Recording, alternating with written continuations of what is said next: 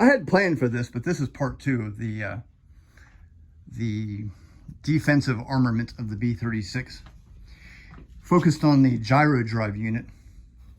We saw in the last video how when they went from the one single uncaged gyro unit to the dual caged for azimuth and elevation, the designers of the hemisphere site, they could not find a way to make everything work down there. So they moved that equipment to elsewhere in the aircraft in the form of this, which is the gyro drive unit.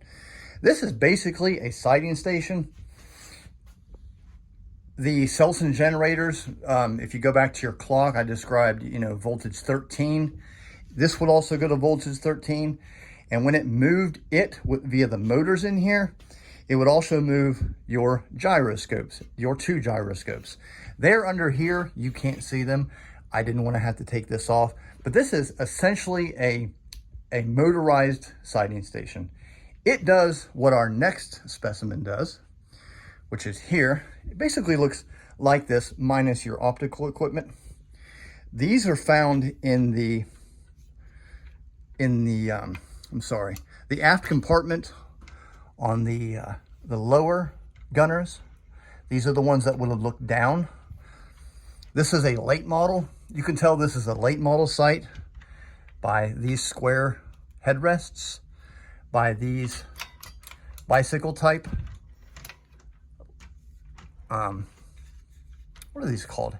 Handguards? Not handguards, but joysticks, controllers, whatever. And it also had this range wheel. This is missing the bottom portion of it. This was used for calibrating the guns when it was on the ground. But it's pretty simple. It is essentially your optical equipment. It's got a sun blinder on there, and this is for if you lose power in the airplane, you can still, or I'm sorry, if the bulb goes out in the rectifier, or it's not a rectifier, it's got a really funny name. I wish I knew what it was called. It's a real fancy 1950s name. But this is a very early, like a holographic sight. This glass would reflect images that came from the apparatus down here, and you'd have your target and whatnot. But this is, if everything failed, you got your early, or your peep sight.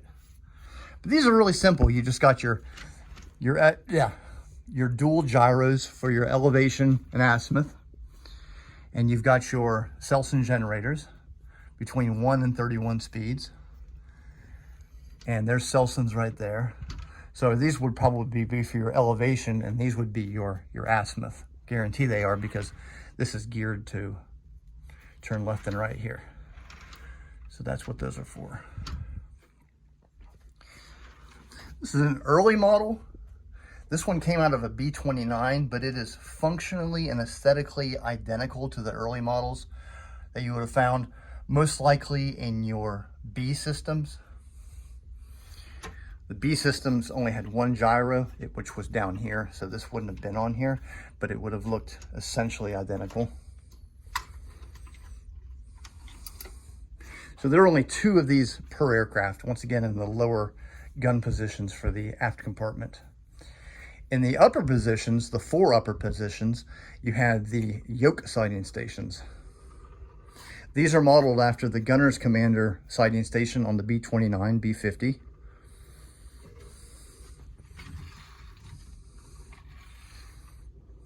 I would think that of all the sighting stations, this would have been the easiest to track an airplane, because this is just slick. It glides like silk. But once again, it's the same concept of this. You just got more because you've got more area you can scan in the top of the airplane. This one is missing its gun camera. This one does have the gun camera. And that's what the deployed sunscreen sun blinder is called. And they actually had another one that was solid black on this intact model, if I can get it up there. Well, it's not solid black, but darker. So you have 2 levels of sun toning down, I guess, whatever you call them.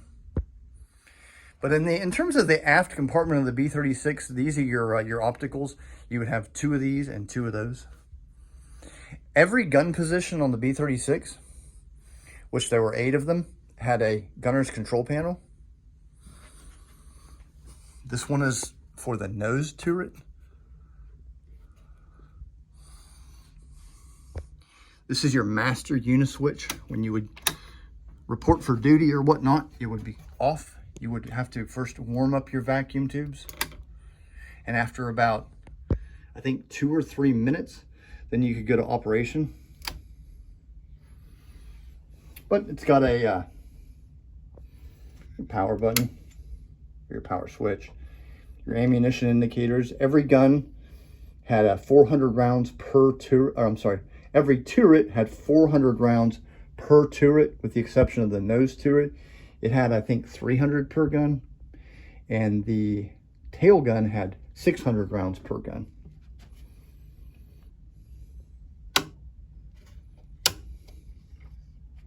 This is so you could, if you lost your computer, if it, you know, took a bullet or a electrical failure, you could turn your computer off. So that would have your computer in the sequence, out of the sequence. This is to hold back the bolts on your M24 autocannon so they could cool off. The pilot or the navigator would occasionally get on the intercom and tell the crew how high they were, how fast they were going, and you would adjust these settings, your airspeed, and your temperature, and then your altitude. That was accomplished with these dials right here.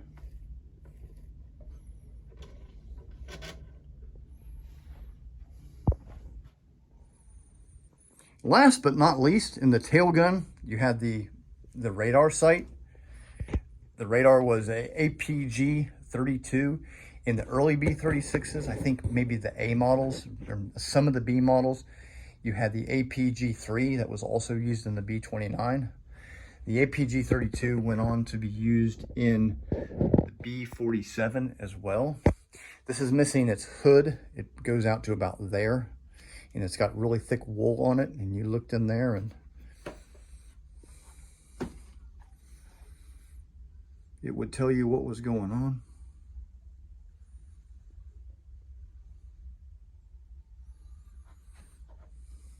I might be able to open this guy up. Let's see. There we go. This is not complete. It's missing its circuit breakers for one.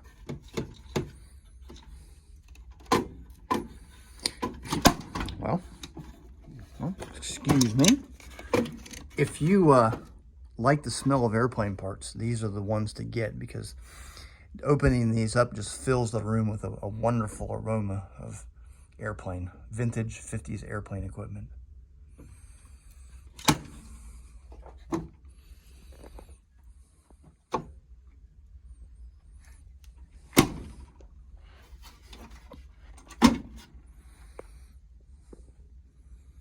This unit was controlled by the antenna hand controller. You have two models here. This one was from the APG-32, and it would have been mounted on your table like that. It's basically one of those sighting stations in that it has a 31 speed Selson for your azimuth and a 31 speed for your elevation. And this would have been from the APG-41. The APG-41 was used on the B-36, and very, what's the word I'm looking for?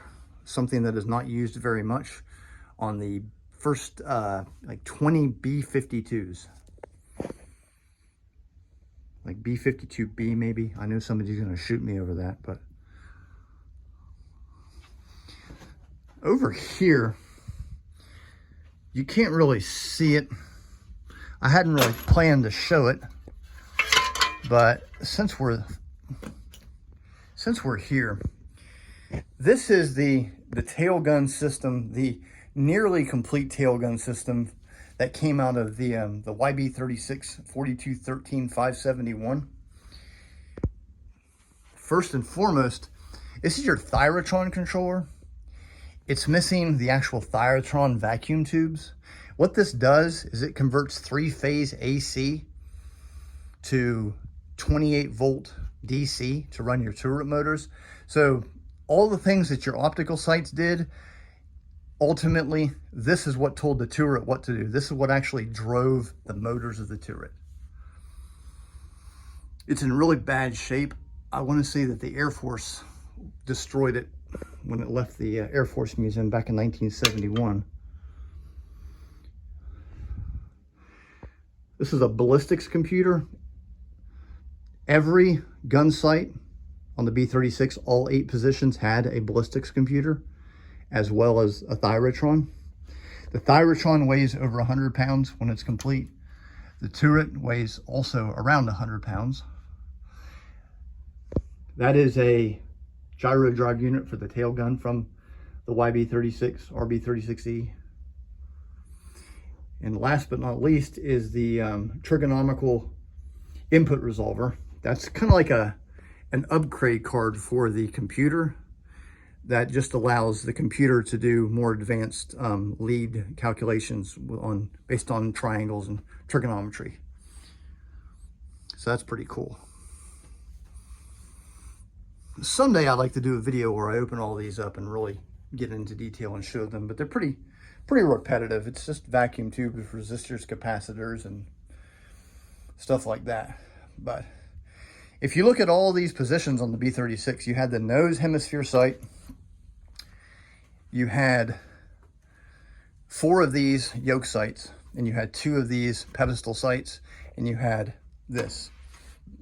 Every one of these had essentially that. On the beam turrets, they had other boxes, and they did not have the gyro drive unit, but they were essentially the same. Only the nose turret and the tail radar had these gyro drive units. So if you combine that with your 400 to 600 rounds of ammunition per gun, and all the wiring, the miles of wiring, the associated power equipment needed, to feed the 3-phase power to the Thyrotron, you're talking about a lot of weight. That's why they called the B-36s featherweights when they removed all this equipment, with the exception of the tailgun radar, because these guys are probably a good 40 pounds a piece, 40 to 50 pounds a piece. That probably weighs 15 pounds, 110 pounds, 60. But that's about it in terms of the defensive equipment on the B-36. I'll see y'all next time.